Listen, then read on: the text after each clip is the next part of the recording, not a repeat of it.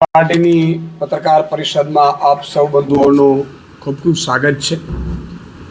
મિત્રો, હમણાં ગુજરાત જોડો અભિયાન જે જનસભા જે ચાલુ છે એને અત્યારે અદ્ભુતપૂર્વ પ્રતિસાદ મળી રહ્યો છે. આ એક જન આંદોલન છે, એક ક્રાંતિની શરૂઆત છે અને છેલ્લા 6 દિવસમાં 150 જેટલી આખા ગુજરાતમાં મોટી સભાઓ થઈ છે અને આ સભાઓમાં લગભગ 1 લાખથી વધુ લોકો ગ્રાઉન્ડ ઉપર ઉતરીને આ જન આંદોલનનો જન ક્રાંતિનો એક ભાગ બન્યા છે. અને આ સભાઓ આગામી 2 મહિનામાં 2000 જેટલી સભાઓએ પહોંચવાનું છે. મિત્રો, આ છેલ્લા 6 દિવસની વાત કરું તો ગ્રાઉન્ડ ઉપર 150 સભાઓમાં ભાજપ, કોંગ્રેસ, સામાજિક આગેવાનો, વેપારીઓ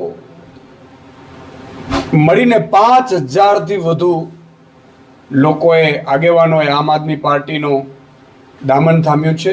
એક નવી રાજનીતિની જે શરૂઆત થઈ છે એને અપનાવી છે.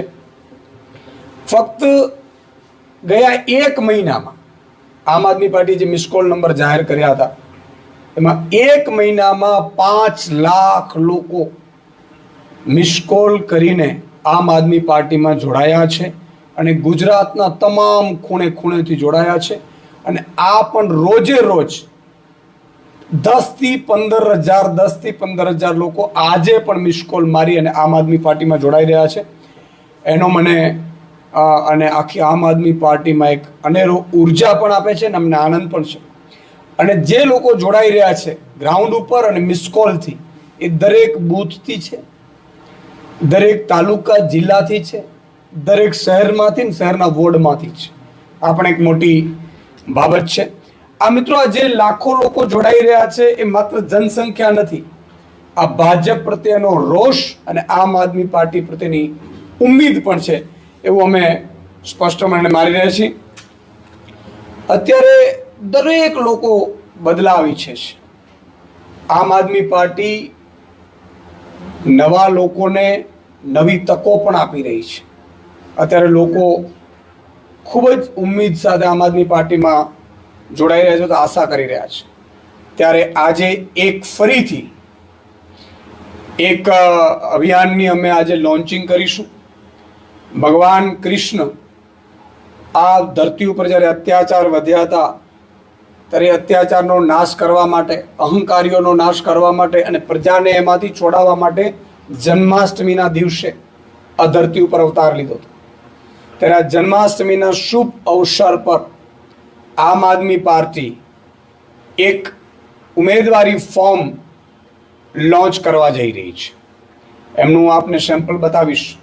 પણ એ જે ફોર્મ છે એ જે લોકો, કારણ કે આમ આદમી પાર્ટીમાં અત્યારે મોટા ભાગે યુવાનો જોડાઈ રહ્યા છે, નવા યુવાનો જોડાઈ રહ્યા છે, ચીલી ચાલી રાજનીતિથી નહીં પરંતુ ફ્રેશ યુવાનો જે સરકારી તૈયારીઓ કરી રહ્યા છે, સરકારી પરીક્ષાઓની, જે કંઈક સમાજમાં સારું ઈચ્છે છે, સારું બદલાવ ઈચ્છે છે, જેનું કોઈ પોલિટિકલ બેકગ્રાઉન્ડ નથી, એવા લોકો આમ આદમી પાર્ટીમાં જોડાય છે. ત્યારે એ લોકોને પણ ઉમેદવારી ફોર્મ આગામી સમયમાં તાલુકા પંચાયત, જિલ્લા પંચાયત, નગરપાલિકા, મહાનગરપાલિકાના વોર્ડમાં જ ઉમેદવારી પત્ર ભરવા માંગે છે, ઉમેદવારી કરવા માંગે છે, એમના માટે અમે ફોર્મ લોન્ચ કરી રહ્યા છીએ. જન્માષ્ટમીના દિવસથી એ લોન્ચ થશે અને હું તમામ યુવાનોને, મહિલાઓને, માતાબેન દીકરીઓને જે ગુજરાતમાં બદલાવ ઈચ્છે છે, ગુજરાતની ક્રાંતિ, આ જનક્રાંતિ છે, આટલી જનક્રાંતિ જે અમે 1લી તારીખથી જ્યારે અમારું ગુજરાત જોડો અભિયાન ચાલુ થયું છે, જે અંડર કરંટ છે, આવું કરંટ મેં ક્યારે પોલિટિકલ કેરિયરમાં મેં જોયું નથી. પત્રકારતા ક્ષેત્રમાં હતો ત્યારે પણ આવું જોયું નથી. એટલું અંડર કરંટ છે, લોકો ખૂબ જોડાઈ રહ્યા છે. અમે પહોંચી નથી વળી રહ્યા. એટલી હદે રાત્રે 12-1 વાગ્યા સુધી, 2 વાગ્યા સુધી લોકો જોડાવા માટે આવતા હોય છે, મળવા માટે આવતા હોય છે અને પછી જોઈનિંગનો પ્લાનિંગ કરી રહ્યા છે. એટલે હું તમામ મહિલાઓ, બેરોજગાર યુવાનો, વેપારીઓ, સામાજિક આગેવાનો, યુવાનો અને જે ભાજપ કોંગ્રેસના અદના નીચેના કાર્યકર્તાઓ છે, મોટા નહીં, નીચેના કાર્યકર્તાઓ પણ જો ઈચ્છતા હોય કે આ જન આંદોલનમાં, જન ક્રાંતિમાં જોડાવવું છે, તો એ સૌને મારી અપીલ છે કે આ ઉમેદવારી ફોર્મ જે તમે લડવા માંગતા હો તો ઉમેદવારી ફોર્મ ભરી અને તમે ચૂંટણી પણ લડી શકો છો. મિત્રો એક બીજી વસ્તુ પણ મેં જોઈ, અત્યારે ગ્રાઉન્ડ ઉપર અમે જ્યારે જનસભાઓ કરી રહ્યા છીએ ત્યારે નાના મેં કીધું ને 5,000 લોકો આમ આદમી પાર્ટીમાં ભાજપ અને કોંગ્રેસના નીચેના કાર્યકર્તાઓ, વોર્ડના, તાલુકાના, જિલ્લાના અથવા તો નવયુવાનો એ જોડાઈ રહ્યા છે.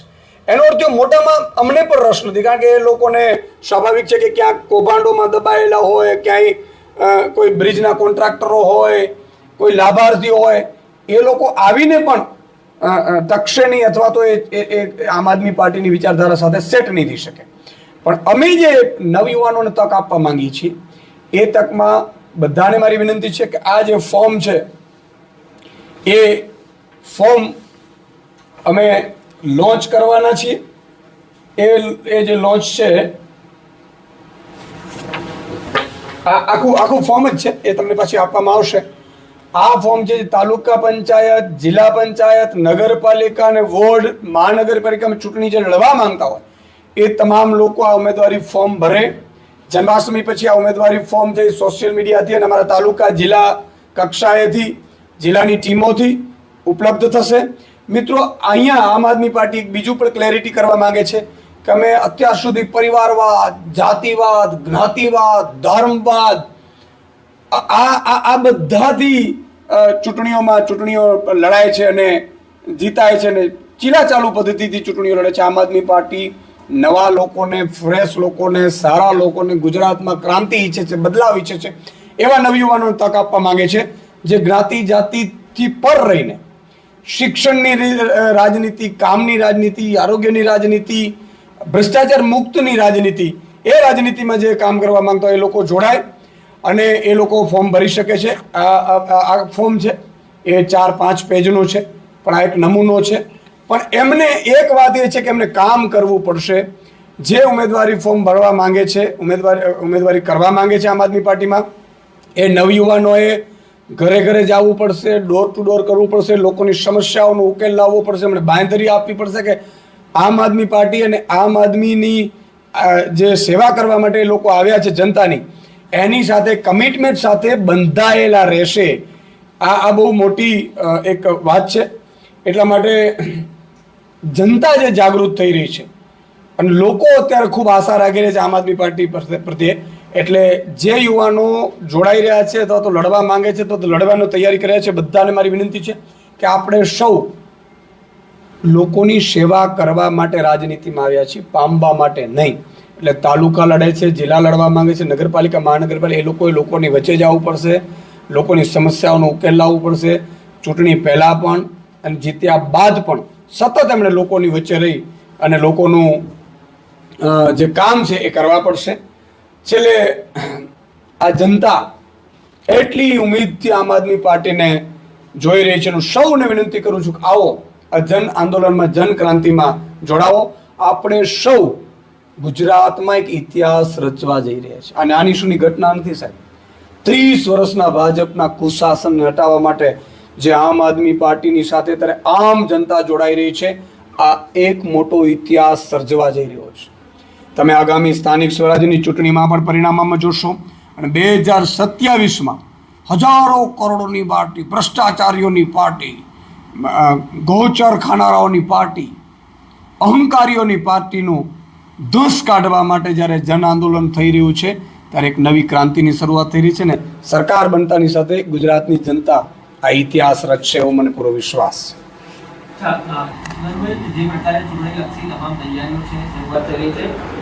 મહત્વની વાત એ છે કે પાછલા વર્ષોમાં જે થયું ચૂંટણીઓમાં કે આમ આદમી પાર્ટી અને કોંગ્રેસ વચ્ચે જે પ્રકારે લડાયું નહોતું બનાવ્યું, જે જિલ્લા પંચાયત, તાલુકા પંચાયત અને કોર્પોરેશનની વાત છે તેમાં કોઈ મંત્રણા, વિચાર કે કોઈ કાર્યક્રમ શરૂઆત કરવામાં આવ્યું? આમ આદમી પાર્ટીનો લક્ષ્ય છે પ્રજાની સેવા કરવાનું. આમ આદમી પાર્ટીનો લક્ષ્ય છે ગુજરાતની ને ભારતની જનતાનો વિકાસ કરી અને ગુજરાતને, ભારતને વિશ્વમાં નંબર 1 બનાવવાનું.